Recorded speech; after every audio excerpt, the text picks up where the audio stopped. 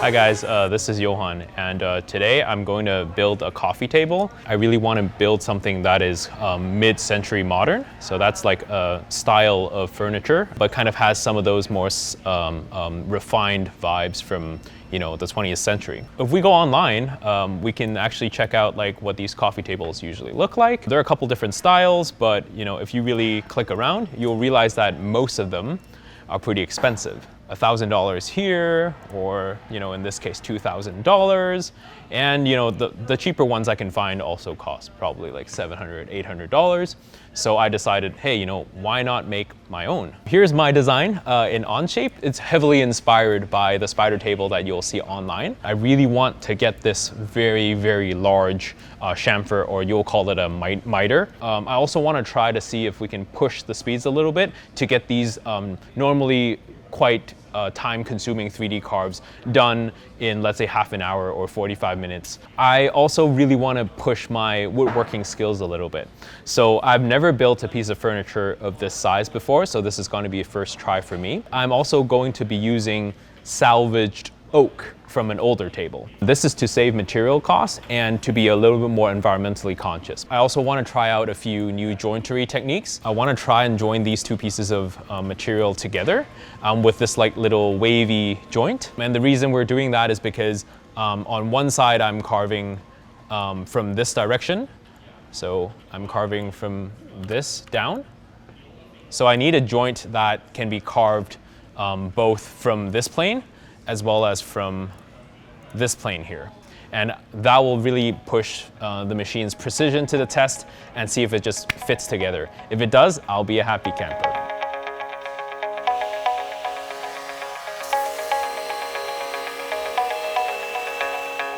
In front of me, I have a big piece of oak that we recovered from our salvage table.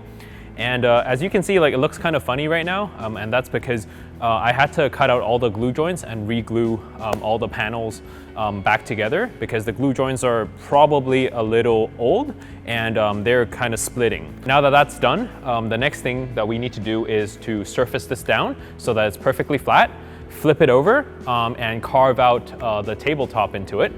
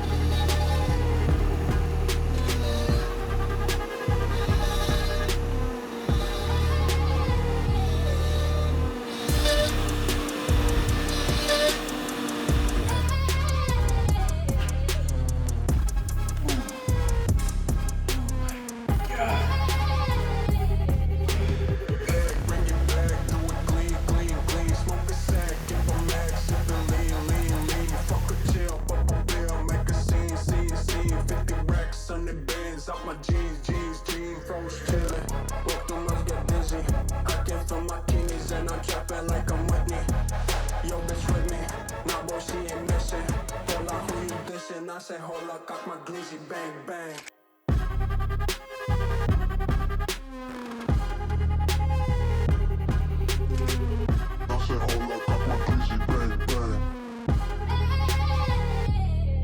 I kind of didn't do so well in the finishing, in the jointery, but you know, putting everything together and having it like in front of Andy's desk, which is kind of the living room setting, man, I'm in love with that table. And I guess like to describe the process, right? It is honestly one of the most challenging projects I've ever done, especially in woodworking, since like the biggest piece I've ever made was probably like 2 feet by 2 feet in the past. So going into a 4 by 2.5, 4 by 3 table, it's a huge jump for me.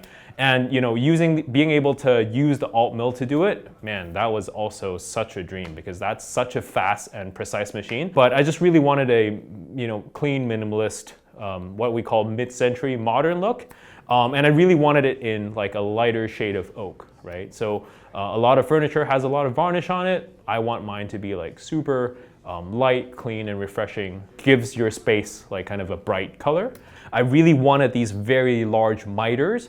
The idea was just to run a 3D profile on the AltMill using a 1/4-inch ball nose.